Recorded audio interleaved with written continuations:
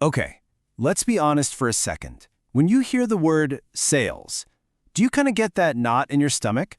Yeah, you're not alone. But what if I told you sales isn't about being pushy or, aggressive? What if it's really just about helping people solve their problems? In this explainer, we're going to flip that script entirely. We're going to reframe how you think about sales and turn it from something you dread into a clear and actually exciting journey. For so many of us, that word, sales, just brings up this image of a slick, fast-talking character who just will not take no for an answer, right? It's this world of high pressure and really uncomfortable conversations. But what if that's all just a big misconception? What if we've been looking at sales all wrong this whole time? So here's the game-changing idea. Let's just redefine sales as helping. That's it. As soon as you shift your perspective like that, everything changes. You're not pushing a product anymore, you're solving a problem. You're not just trying to close a deal, you're building a relationship. Honestly, this one little mindset shift is the foundation for absolutely everything that follows.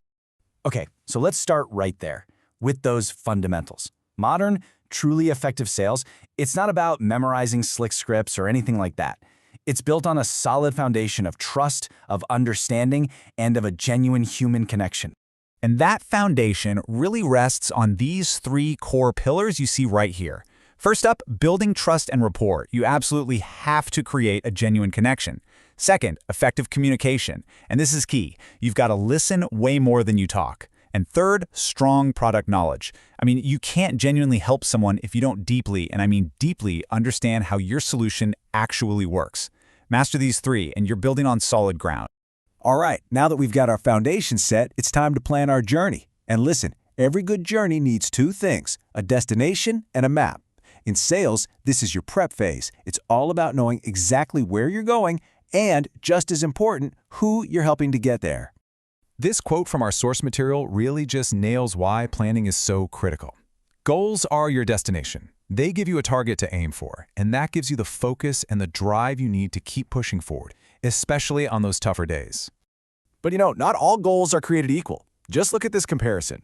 A vague goal like increase sales. What does that even mean? It's just a wish, it's not actionable. And that's exactly why we use the SMART framework. Specific, measurable, achievable, relevant, and time-bound. A SMART goal takes that vague idea and turns it into a concrete plan. Increase sales by 10% within the next quarter. You see the difference? One is a daydream, the other is a real destination on your map. So you've got your destination locked in. Great. But who are you traveling with? In the world of sales, this means deeply, truly understanding your customer. So how do you really get to know them? Well, the guide lays out three key methods. First, you conduct market research, not just for data, but to really understand their world. Then you create these fictional buyer personas, which brings all that data to life, giving your ideal customer a name, a story. And finally, you analyze your existing customer base to find patterns of who you're already serving best. This isn't guesswork, you guys. It's detective work. Now for the roadmap itself. You've got your destination set, you understand your travel partner. So this is the step-by-step guide that will take you from that first hello all the way to a long-term happy partnership. And here it is, laid out perfectly for us, the 6 essential stages of the sales journey. Prospecting, qualifying, presenting, handling objections, closing, and following up. Let's just think of this as the turn-by-turn navigation for every single sales conversation you're going to have. The first 2 stages are all about being efficient and focused. Prospecting is kind of like casting a wide net to find potential leads, but just as important is qualifying. This is where you figure out if a lead is a genuine fit. Do they have a real need you can solve? Do they have the authority to make a decision? And do they have the budget? Qualifying, make sure you're spending your valuable time helping people who can actually be helped by you. Now these middle stages, this is the heart of the conversation. Presenting isn't about rattling off a list of features. It's about telling a story of how your solution solves their specific problem. And handling objections, that's not a battle. The real key is to listen. An objection is usually just a request for more information or some reassurance. It's an opportunity to build trust, not a roadblock. And finally, we bring it all home. Look, if you've handled the other stages well, closing isn't some high-pressure, scary moment. It's just the logical next step. It's simply asking for their commitment, and you can do it with confidence. But hey, the journey doesn't end there. Following up That's the magic ingredient that turns a one-time transaction into a real long-term relationship. It's about making sure they're happy and keeping that door open. But to pull all of this off, you need something much deeper than just a checklist.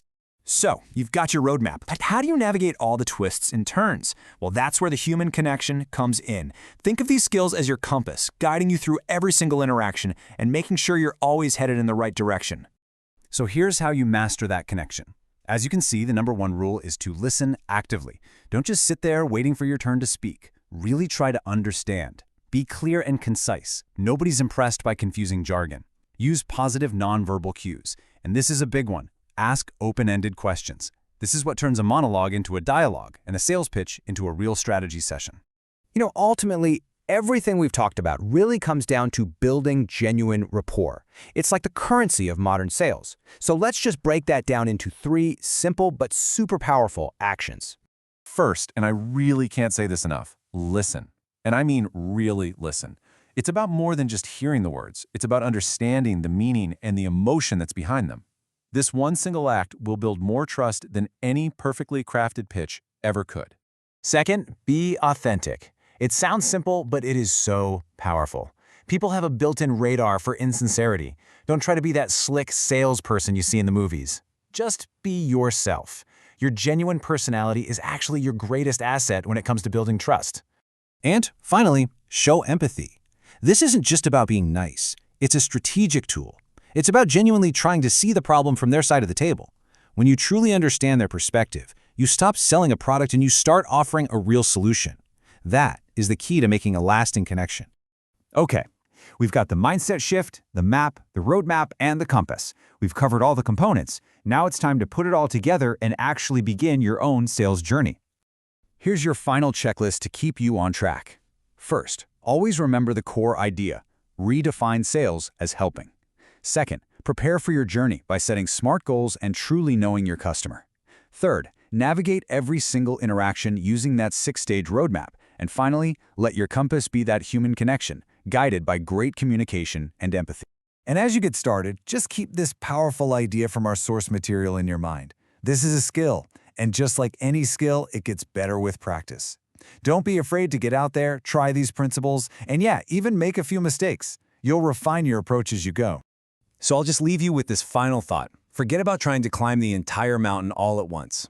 Looking at the framework we've just explored, what is the very first tangible step you can take today on your journey to becoming not just a salesperson, but a trusted helper?